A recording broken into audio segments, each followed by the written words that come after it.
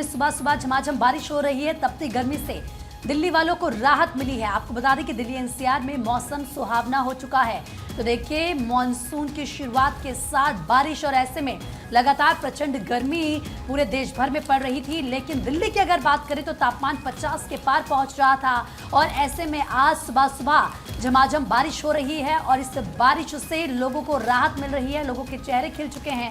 आपको तस्वीरें दिखा रहे हैं, आप देखिए किस तरीके से बारिश तेजी के साथ यहाँ पर हो रही है। तपती गर्मी से लोगों को राहत मिली है। दिल्ली एनसीआर में मौसम सुहावना हो चुका है। तो जो लोग सुबह सुबह ऑफिस जा रहे होंगे वो क्योंकि काफ़ी अच्छा महसूस कर रहे होंगे। लगातार प्रचंड गर्मी पड़ रही थी पूरे उत्तर भारत में, खास तौर पर जैसे कि हमने कहा, अकेले अगर दिल्ली की बात की जाए, लगातार लोगों की मौत लू की वजह से, हीट स्ट्रोक की वजह से हो रही थी। और अब ये बारिश जिसका इंतजार काफ़ी लंबे समय से, आप ये जानते हैं कि इस बार बारिश देरी के साथ, यानी कि मानसून देरी के साथ पहुंचा है, लेकिन अब आपको ये तस्वीरें दिखा रहे हैं किस तरीके से झमाझम बारिश दिल्ली में हो रही है और दिल्ली वाले राहत महसूस कर रहे हैं। बिल्कुल, तो देखिए ये अभी की तस्वीरें जो आप इस वक्त अपनी स्क्रीन पर देख रहे हैं, झमाझम बारिश और मौसम सुहाना हो गया है। लगातार बढ़ती गर्मी और उमस की वजह से लोगों को काफी दिक्कतों का सामना करना पड़ रहा था। जाहिर तौर पर अब लोगों ने राहत की सांस ली होगी। देखिए किस तरह से अलग अलग जगहों पर झमाझम बारिश हो रही है,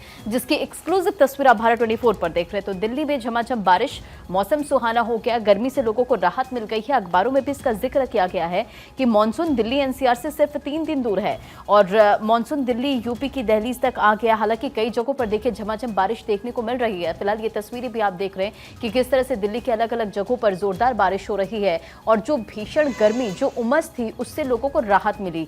क्योंकि देखिए पारा 45 डिग्री के पार रहा। हीट स्ट्रोक की वजह से मौत का आंकड़ा बढ़ा, लोगों को काफ़ी दिक्कतों का सामना करना पड़ा। अस्पतालों में बेड देखिए किस तरह से बढ़ाई गई, क्योंकि लगातार जो लोग एडमिट हो रहे थे। और फिलहाल ये तस्वीर देखिए, झमाझम बारिश, मौसम सुहाना हो चुका है और भीषण गर्मी से राहत मिली है। पलक, तो गर्मी से राहत अब दिल्ली वासियों को यहाँ पर मिलती हुई नज़र आने लगी है, क्योंकि कई जगह पर तापमान हम देख रहे थे कैसे 47-48 डिग्री को छू रहा था। लेकिन ऐसे में जब गर्मी से राहत, क्योंकि एक तरफ दिल्ली में पानी की भी किल्लत हो रही थी और एकमात्र इसका उपाय था कि जैसे ही बारिश होगी तब जाकर ये पानी की कमी दूर होगी। साक्षी, बिल्कुल, तो देखिए तस्वीरें लगातार हम आपको दिखा रहे हैं दिल्ली से लाइव। फिलहाल बारिश लगातार दिल्ली में होनी शुरू हो गई, जिसकी वजह से गर्मी से सीधी राहत तमाम लोगों को, दिल्ली वासियों को मिली है। बढ़ेंगे खबरों में आगे और अब बात कर लेते हैं सीएम केजरीवाल की। सीएम केजरीवाल से सीबीआई की टीम आज पूछताछ करेगी। शराब घोटाले में केजरीवाल से पूछताछ होगी। तो देखिए लगातार केजरीवाल की मुसीबतें बढ़ती हुई नजर आ रही है और केजरीवाल 3 दिन की सीबीआई रिमांड पर हैं। 5 दिन की रिमांड मांगी थी अदालत से सीबीआई ने। 29 जून की शाम को कोर्ट के सामने पेश करना होगा और मुख्यमंत्री ने उच्चतम न्यायालय से अपनी याचिका वापस ले ली है। तो कथित आबकारी नीति मामले में जांच एजेंसी ने गिरफ्तार किया है केजरीवाल 3 दिन की सीबीआई रिमांड पर और आज सीएम केजरीवाल से सीबीआई पूछताछ करेगी। शराब घोटाले के मामले में सीबीआई इस पूरे मामले में एक्शन मोड में नजर आ रही है। और देखिए, आप नेता को सरगना बताया गया है। सीबीआई ने कहा कि सारा खेल दक्षिणी लॉबी से रिश्वत का है। कोविड काल में दक्षिणी लॉबी के लोग दिल्ली में साजिश को अंजाम दे रहे थे और इस सब का सरगना आपके बड़े नेता थे, जिन्होंने यहाँ ठहराया और उनसे मुलाकात की। घर का खाना और दवाइयां मिलेगी फिलहाल, क्योंकि देखिए अब 3 दिन की रिमांड और केजरीवाल के वकील विक्रम चौधरी ने कहा कि केजरीवाल को घर का खाना और दवाइयां देने की अनुमति दी जाएगी। तो लगातार कथित आबकारी नीति मामले में मुख्यमंत्री केजरीवाल की जो मुश्किलें हैं वो बढ़ रही है। साक्षी, बिल्कुल, और देखिए खबरों में अब आगे बढ़ते हुए अब अगली खबर का रुख कर लेते हैं। अखबारों में क्या कुछ सुर्खियां, ये भी आपको बता दें। अगर मौसम की बात करें तो दिल्ली में जल्द बदलेगा मौसम का मिजाज और इस वीकेंड हो सकती है मानसून की एंट्री। फिलहाल जो हल्की बौछारें हैं वो आनी शुरू हो गई हैं और बारिश की अभी तस्वीरें भी हम आपको दिखा रहे थे। 9 या 30 जून को दिल्ली पहुंचने की संभावना आईएमडी के द्वारा जताई गई है, लेकिन बारिश होना फिलहाल दिल्ली में शुरू हो गया है। राजधानी दिल्ली में मानसून की एंट्री जल्द होने वाली ऐसी खबरें आईएमडी के द्वारा पहले ही दे दी गई थी और उससे जुड़ी हुई जानकारी भी लगातार भारत 24 आपको दे रहा था। पूर्वानुमान जो था वो पहले ही जारी कर दिया गया था, लेकिन इस बीच जो तस्वीरें सामने आई हैं वो आपकी स्क्रीन पर अभी हम आपको कुछ देर पहले दिखा भी रहे थे, जहां पर झमाझम बारिश होना दिल्ली में शुरू हो गया है, जिसकी वजह से सीधी राहत जो दिल्ली वासी हैं उनको मिली है गर्मी से। यानी कि देखिए, मानसून की शुरुआत हो चुकी है और ऐसे में झमाझम बारिश पूरे दिल्ली एनसीआर में हो रही है। भारत 24 क्योंकि आपको लाइव तस्वीरें भी इससे पहले दिखा रहा था। आगे बढ़ते हैं, बात खरगोन की करते हैं। फर्जी पत्रकार आईडी और प्रेस लिखी लग्जरी कार्ड बरामद हुई है। मोबाइल चोरों का एक ऐसा गैंग जिससे पुलिस दंग रह गई है। पुलिस ने 4 महिलाओं समेत 7 लोगों को गिरफ्तार किया है। इंदौर के सभी आरोपी हैं, अलग अलग राज्यों में वारदात को अंजाम देते थे। पुलिस ने फर्जी पत्रकार बन प्रेस लिखी गाड़ी से ब्रांडेड मोबाइल चुराने वाली पारदी गैंग के 4 महिलाओं समेत 7 सदस्यों को गिरफ्तार किया है। इंदौर क्षेत्र के आरोपी विभिन्न राज्यों में जाकर चोरी की वारदात को अंजाम देते थे। मेनगांव के थाना प्रभारी BR राठौर ने बताया कि मुखबिर की सूचना पर जेतापुर पुलिस चौकी के पास खंडवा रोड पर चेकिंग चलाई गई और ऐसे में प्रेस लिखी 2 कारों को रोककर चेकिंग की गई। तो देखिए किस तरीके से ये लोग फर्जी पत्रकार की आईडी और गाड़ी में प्रेस इन्होंने लिखा हुआ था, जिससे किसी का इन पर शक ना जाए और पुलिस से भी ये बच सके। देखिए यहाँ पर ये तस्वीर भी आप देख पाएंगे, मोबाइल चोरी का एक ऐसा गैंग जो कि अब पुलिस की गिरफ्त में है। 4 महिला समेत कुल 7 लोग इसमें गिरफ्तार हुए हैं। अब आगे बढ़ेंगे।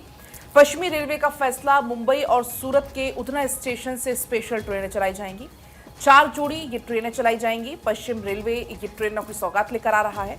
बिहार के यात्रियों को इससे सबसे ज्यादा फायदा होगा। पश्चिम रेलवे ने यात्रियों की मांग और जरूरत को देखते हुए 4 जोड़ी समर स्पेशल ट्रेनों को चलाने का ऐलान किया है।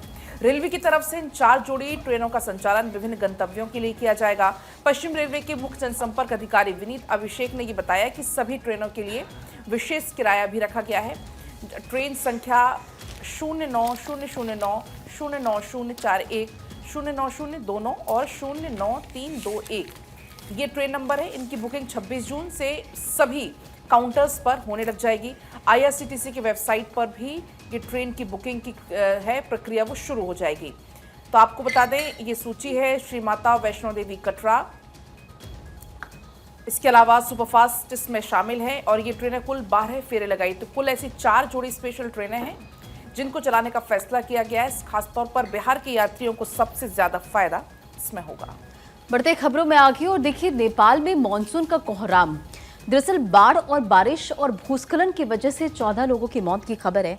सैकड़ों लोग बेघर हो गए हैं। बात काठमांडू की करें तो काठमांडू में मानसून ने कोहराम मचाया हुआ है और पिछले 24 घंटे में नेपाल के विभिन्न हिस्सों में लगातार भूस्खलन, बाढ़ और बिजली गिरने की वजह से 14 लोगों की मौत की खबर है। नेपाली गृह मंत्रालय के तहत काम करने वाले राष्ट्रीय आपदा जोखिम न्यूनीकरण और NDRMA के अनुसार भूस्खलन से 8 लोगों की मौत हुई है। वहीं बिजली गिरने की वजह से 5 और बाढ़ के कारण बताया जा रहा है एक व्यक्ति अपनी जान गंवा चुका है, तो सैकड़ों लोग बेघर हो गए हैं। बारिश की वजह से लोग परेशान हैं और अभी भी आने वाले दिनों में कोई राहत बारिश से मिलती हुई नजर नहीं आ रही है। बाढ़ जैसी स्थिति उत्पन्न हो गई है। तस्वीरें भी आपकी स्क्रीन पर हैं। नेपाल में मानसून ने कोहराम किस तरीके से मचाया है, इन तस्वीरों को देखकर अंदाजा लगाया जा सकता है। सैकड़ों लोग इस बीच बेघर हो गए। शासन प्रशासन की जिम्मेदारी बढ़ गई है, जो कि लगातार रेस्क्यू ऑपरेशन चला रहे हैं। बहरहाल आगे बढ़ते हुए अगली खबर का भी रुख कर लेते हैं। राजधानी दिल्ली से एक खबर, सीएम मोहन ने की जल शक्ति मंत्री से मुलाकात। इस बीच पीएम करेंगे केन बेतवा लिंक परियोजना का शिलान्यास और सिंहस्थ की तैयारियां जोरों पर हैं। ऐसे में 2028 में होने वाले सिंहस्थ की तैयारियां जोरों पर हैं।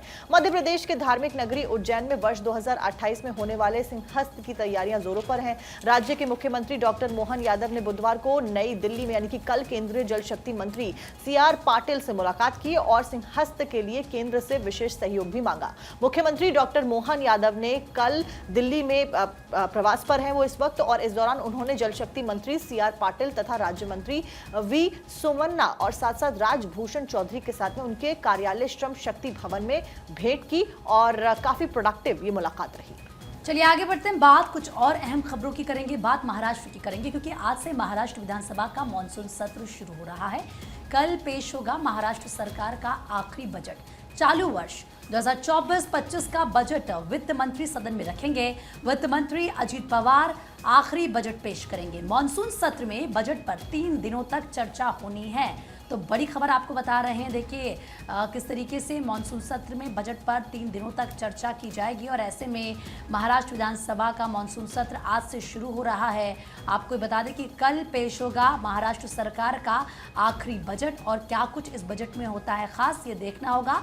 वित्त मंत्री इस बजट को सामने रखेंगे। वित्त मंत्री अजीत पवार आखिरी बजट को पेश करेंगे और महाराष्ट्र की जनता के लिए क्या निकलकर इस बजट से सामने आता है, ये देखना होगा। कितनी सहूलियत महाराष्ट्र की जनता को इस बजट से मिलती है। और अब चलिए बड़ी खबर की तरफ रुख करेंगे। आगे बढ़ेंगे। इंडियन ओवरसीज कांग्रेस के अध्यक्ष सैम पित्रोदा फिर बनाए गए अध्यक्ष। विवादित बयान देने के बाद उनको इस्तीफा देना पड़ा था। सैम पित्रोदा को एक बार फिर से इंडियन ओवरसीज कांग्रेस का अध्यक्ष नियुक्त किया गया है। बुधवार की शाम कांग्रेस अध्यक्ष मल्लिकार्जुन खड़गे ने तुरंत प्रभाव से पित्रोदा की नियुक्ति को मंजूरी भी दे दी। इसकी जानकारी कांग्रेस महासचिव केसी वेणुगोपाल ने दी है। उन्होंने पत्र जारी करते हुए बताया कि कांग्रेस अध्यक्ष ने सैम पित्रोदा को तत्काल प्रभाव से इंडियन ओवरसीज कांग्रेस का पुनः अध्यक्ष नियुक्त किया गया है। तो न्यूज़पेपर्स में भी इस खबर को तरजीह दी गई है। कांग्रेस महासचिव केसी वेणुगोपाल ने खुद ये जानकारी शेयर की है। चुनाव प्रचार के दौरान उन्होंने विवादित बयान दिया था और उसके चलते मई में उनको इस्तीफा देना पड़ा था। उन्होंने पहले भारत में अमेरिका की तरह विरासत कानून लागू करने की वकालत की थी और बाद में भारतीयों की तुलना अफ्रीकियों और चीनियों से की थी। उसके बाद उनको इस्तीफा देना पड़ा और एक बार फिर से पित्रोदा ओवरसीज कांग्रेस के अध्यक्ष चुने गए। बढ़ते खबरों में आगे बात किशनगंज की खबर। किशनगंज से जहां तालाब में डूबने से 4 बच्चों की मौत की खबर है और तालाब में नहाने गए थे ये चारों बच्चे और इसी बीच ये हादसा हो गया। बच्चों के शव को तालाब से बाहर निकाला गया। परिवार में कोहराम मच गया। तो बिहार के किशनगंज में एक दर्दनाक हादसा। जिले में तालाब में नहाने के दौरान गहरे पानी में चले जाने की वजह से बुधवार को 4 बच्चे डूब गए और इनकी वजह से मौत हो गई है। और इस बीच बड़ी खबर, अफ्रीका फाइनल्स में पहुंच गई है। तो ये बड़ी जानकारी इस वक्त की सामने आ रही है। फाइनल में पहुंची साउथ अफ्रीका और अफगानिस्तान को हराकर फाइनल में अफ्रीका पहुंच गई है। करारी शिकस्त यहां पर दी गई है। तो फाइनल में पहुंची है साउथ अफ्रीका की टीम। तो ये मुकाबला और भी ज्यादा दिलचस्प होता हुआ नजर आ रहा है। 9 विकेट से यहां पर हराया है। फिलहाल ये बड़ी खबर, फाइनल में साउथ अफ्रीका की टीम पहुंच गई है। 9 विकेट से हराकर अफगानिस्तान को करारी शिकस्त यहां पर अफ्रीका के द्वारा दी गई है। तो मुकाबला दिलचस्प होता हुआ नजर आ रहा है। अफगानिस्तान ने 57 रनों का लक्ष्य दिया था। अफगानिस्तान को करारी शिकस्त यहां पर अफ्रीका के द्वारा दी गई है। 57 रनों का टारगेट यहां दिया गया था। फाइनल में फिलहाल साउथ अफ्रीका की टीम पहुंच गई है अफगानिस्तान को करारी शिकस्त देते हुए। दक्षिण अफ्रीका ने अफगानिस्तान को 9 विकेटों से हराया है। इस वक्त की बड़ी खबर आपको बता रहे हैं। फाइनल में साउथ अफ्रीका पहुंच चुकी है। अफगानिस्तान को करारी शिकस्त दी गई है। बड़ी खबर इस वक्त की आपको बता रहे हैं। दक्षिण अफ्रीका ने अफगानिस्तान को 9 विकेट से हराया है। मैच ट्रिनिडाद के ब्रायन लारा स्टेडियम में खेला गया है और देखिए किस तरीके से अफगानिस्तान को करारी शिकस्त साउथ अफ्रीका ने दी है। इस वक्त की बड़ी खबर आपको बता रहे हैं। बिल्कुल, तो देखिए T20 वर्ल्ड कप 2024 का पहला सेमीफाइनल और ये बड़ी जानकारी। फाइनल में पहुंची साउथ अफ्रीका, अफगानिस्तान को दी करारी शिकस्त। 9 विकेट से अफगानिस्तान को यहां पर हराया है साउथ अफ्रीका ने और बड़ी जानकारी, फाइनल में पहुंची है साउथ अफ्रीका।